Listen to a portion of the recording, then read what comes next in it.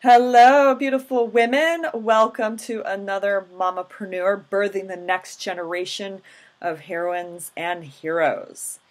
I am Tanya Lynn, and I am the hostess of this column. It's my pleasure as I am stepping into motherhood myself to have these interviews with these incredible women who are both pregnant or already mothers, and we get to learn from their wisdom. So if you are a woman who is kind of scratching your head and wondering, can I have it all? Can I have my business and become a mom? Or you're just absolutely freaked out and you're just kind of curious as to how the other mamapreneurs are doing it, or you're just like, yes, I want to be pregnant, then you are going to get so much value from these interviews. So today I'm really excited because we have Amy Ahlers, who is rocking. Actually, her little girl just turned, her second little girl, right? Just turned one. And so she's got so much wisdom for us. So welcome, Amy. I'm really, really excited for you to be here and Thanks, share with us. Yeah. And pleasure. why don't you tell us a little bit quick about you so everyone has a context of who you are? Sure. Well, my name is Amy Ahlers, as Tanya said, and I've been known as the wake-up call coach. I've been a life coach now for going on 15 years, which I cannot believe. And my first book, Big Fat Lies Women Tell Themselves, was released back in 2011. And my next book, which I co-authored with Christine Arylo, called Reform Your Inner Mean Girl, is coming out, is actually in pre-order phase right now and officially launching around April 7th, April 11th. So I'm so excited about that. And I've just had the joy of coaching, especially women that are really hard on themselves. And I'm especially passionate about moms and how hard we are on ourselves all the time. That voice, that critical voice, we like to call her the inner mean girl. And I find with moms, and especially mompreneurs who are trying to balance everything, that inner mean girl can be pretty fierce. So I'm here to help women really get in touch with their inner wisdom's truth, which is always kind and compassionate with them. And you can find the link to get Amy's book or to pre-order it. You'll see that in the column below. Good. We have all sorts of yummy goodies that are happening with that. So. Yay! So you'll see that. And what's do you have a URL that they can go to and get all the goodies? You can go to innermeangirlbook.com, innermeangirlbook.com, and find out about tickets that we're giving away when you buy a book, and this amazing 40-day practice, and all sorts of goodies. Awesome. So I like this, and I actually want to go here. It's not on our questions, but you know, I found this for myself, and I've heard this, is that all of your stuff when you become a mom, and usually even around the age where the baby's at, all of the like memories and stuff resurfaces. And so it's really interesting that you've been doing, you know, inner mean girl reform for so long, and now having kids. Is there anything you want to share about that and what you've learned? Yes, I do. I have so much I could share about that. I guess the first thing I'll say is that I felt like when I gave birth to my my oldest little girl, Annabella, who's 7.5 now, when I gave birth to her, I gave birth to an army of inner mean girls. It was astonishing to me because I definitely had that inner critic thing. I think it's part of the human experience, and she would be brutal every once in a while. But when I became a mom, she came out in full force. And one of the things that we talk about in our book and also at Inner Mean Girl Reform School is different inner mean girl archetypes.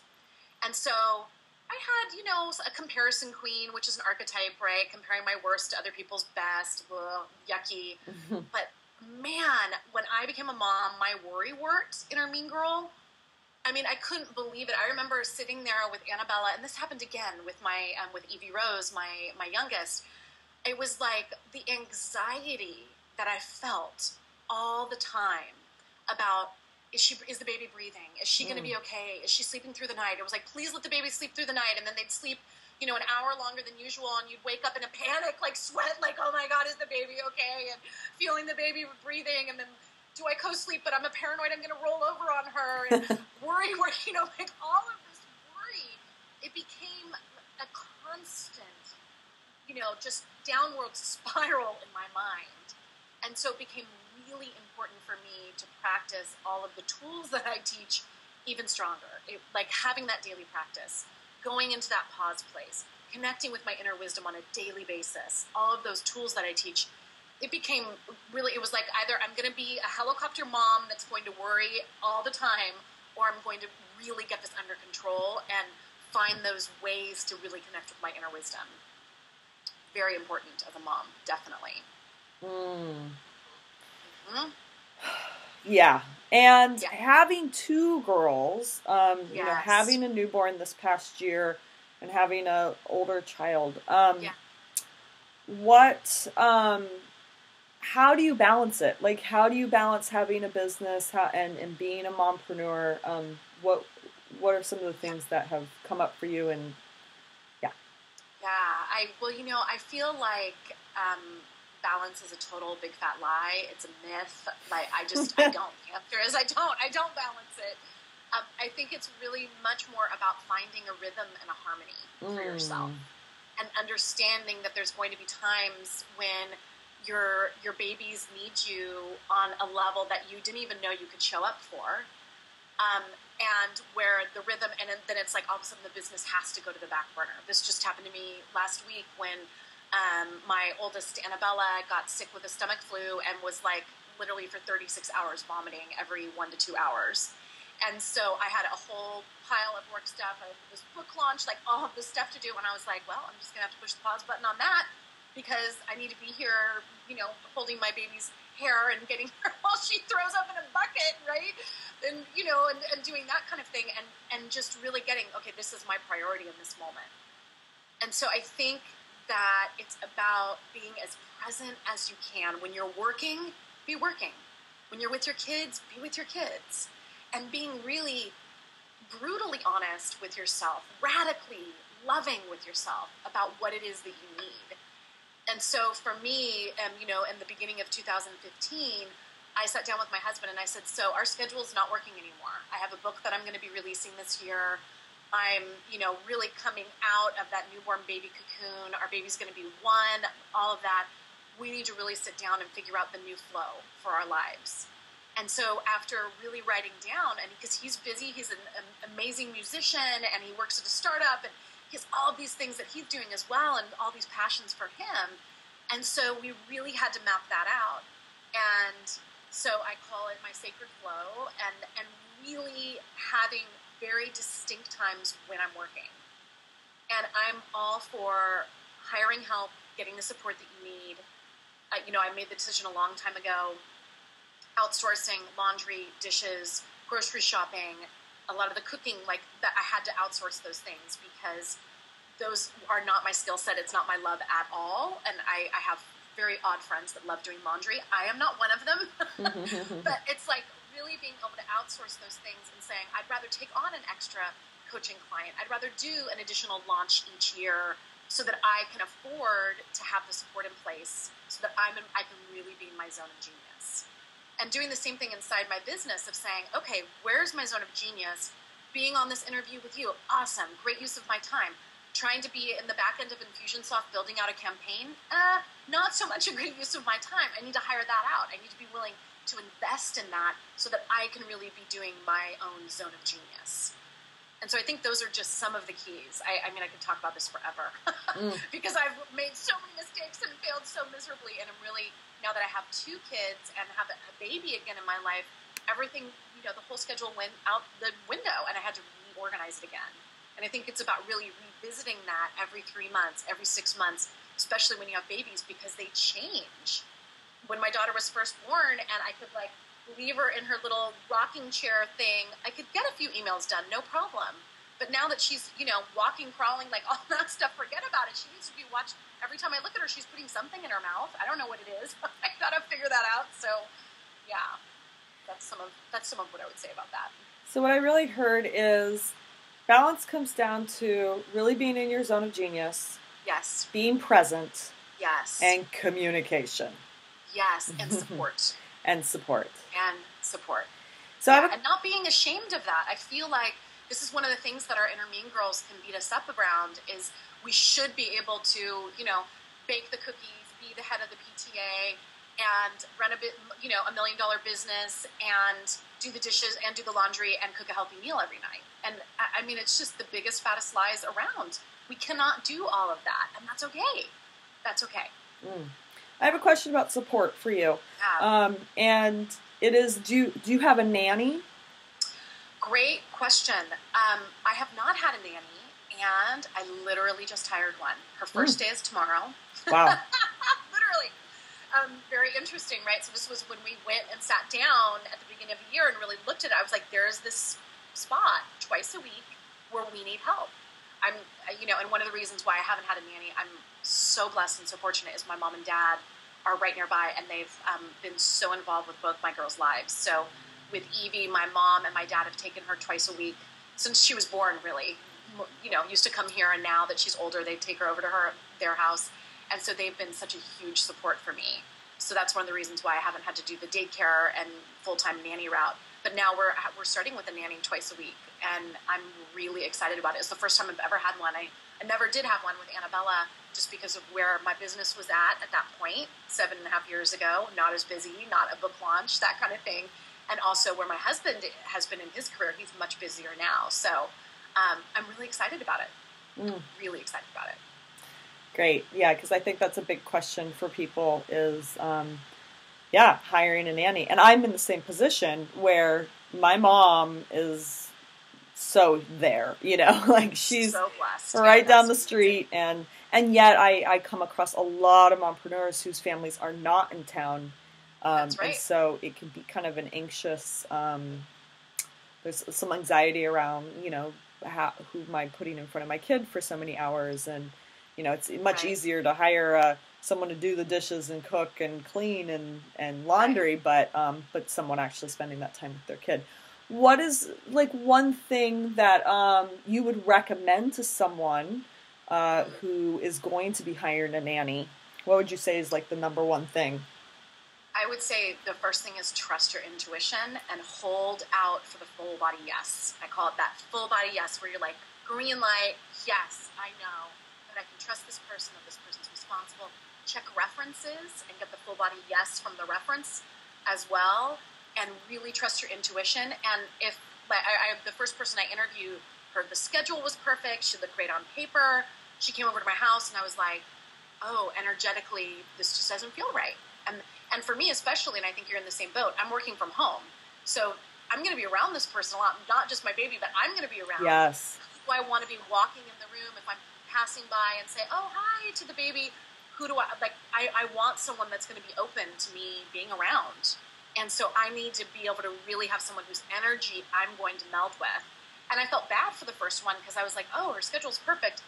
And then I honestly, what I could see is I was like, I'm going to end up coaching her. I can tell it. Like, she's going to be one of those people where I'm going to end up in a 30-minute long coaching conversation with her. Like, I could just feel it, that's where she was in her life. And I'm like, those are my clients. That's not what I need in my household taking care of my baby. So hold out for that first body, full body, yes. And you don't have to give anybody an explanation if it's not the right fit. You can just say, I don't think we're a match. And that's that. Brilliant. I'm so glad I held out for that. Beautiful. What would you say is the greatest gift that's either been expected or unexpected from motherhood? The first thing that comes into my heart around that is the gift of boundaries. I feel like, and this happened with both my girls, that my fierce mama part of myself really came out and became much better at setting boundaries for myself than before I was a mom. Because when I'm saying yes to doing an interview with someone or taking on this client or launching this program or what have you, that means I'm saying no to time with my daughters.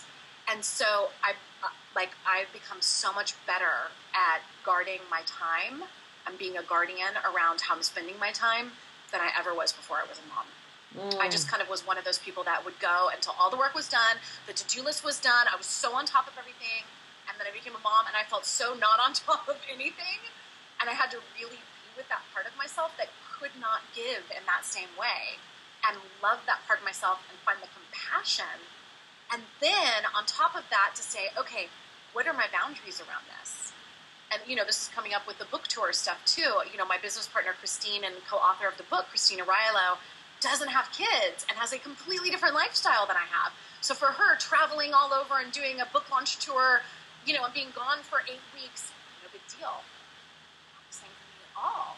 And so having to really draw those boundaries and say, I'm a maybe for that event, and great, you can go on that television show and represent our book, if that's not going to work for me and my family. And that's hard for me because I have that inner mean girl that's also a complete good girl, people pleaser, which is another one of our archetypes. And so it's really hard for me. But when my kids came into the picture, I got much better at it because I had these cute little faces looking up at me that I had to contend with. So that's been a huge gift of motherhood for me, definitely. I love it. And what wisdom would you offer your pre-mother self, or for any of the ladies who are not pregnant or pregnant right now? Yeah, savor spontaneity and savor freedom. I think that's one of the biggest things that I miss about being a mom, and something that I've really had to spend time grieving is not being able to be as spontaneous as I was. So it's like I would really give that, say, enjoy it and savor every moment. I think about when my husband and I were first together before we had kids, and Saturday mornings or Sunday mornings we'd like sleep in, and then we wake up and we'd be like, what do you want for breakfast? I don't know, what do you want for breakfast? And then we'd go to breakfast somewhere and we'd be like, what do you want to do? I don't know, let's look at the movies. And it was just like this meandering, spontaneous, let's go and have Bloody Marys and go by the ocean or whatever. A little more complicated when you have 2 kids in tow to do those kind of spontaneous things, and you have nap schedules and all that kind of stuff, and school schedules and homework and all of that. So just really savor that. It's really savor that. Yes. And do you have any resources that you can share for a new mompreneur, or even pregnancy, a pregnant heroine, or just even a mom resource?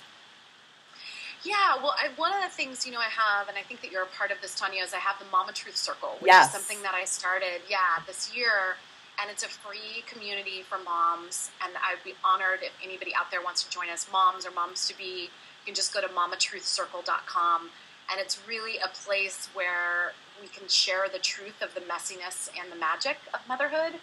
So that's definitely one of the resources. And I love Momastery. I'm a huge fan of her and her work and her blog. Glennon, just love her postings and find that she gives out incredible advice and great resources around that. So those are the 2 things. I'm trying to think. How do you spell that? Stuff. It's Momastery. It's Momastery. Momastery.com. Great. Yeah. Thank you for that. That's great. I haven't heard about that. Amazing. So. Oh my gosh, you'll love her. Her writing's incredible. Yeah, she's great. And then, and I'm trying to think. As far as resources specifically for mompreneurs, I honestly, we need to create it, Tanya. I'm telling you, this is part of it, right? This is what this is about. I feel like it's really lacking. That's really lacking. It really is, especially. I think for visionary moms, and I know for me, I was really looking around when we were thinking about having a second baby, and I was like, who are examples out in my field of authors, speakers, coaches that have kids? And I was like, wow, there's not that many. And then I was like, well, okay, and then I could find a couple that had 1 child, and then finding some that had 2, pretty slim pickings. And I understand why, because it really... It takes a lot of focus. It takes a lot of focus to be a mom, and also to have a visionary company that you love so much. Yep. I'm with you on that. So maybe stay tuned, everyone. Maybe Amy and I will be collaborating. Once I get past my newborn stage. Yes, exactly. Last quick question is, did you have, during your pregnancy, thinking back, that's been a year, but did you have any creative breakthrough? Because I think, a lot of women who we've been talking to, there was just such potency and such creativity that came through during their pregnancy. Did that happen for you?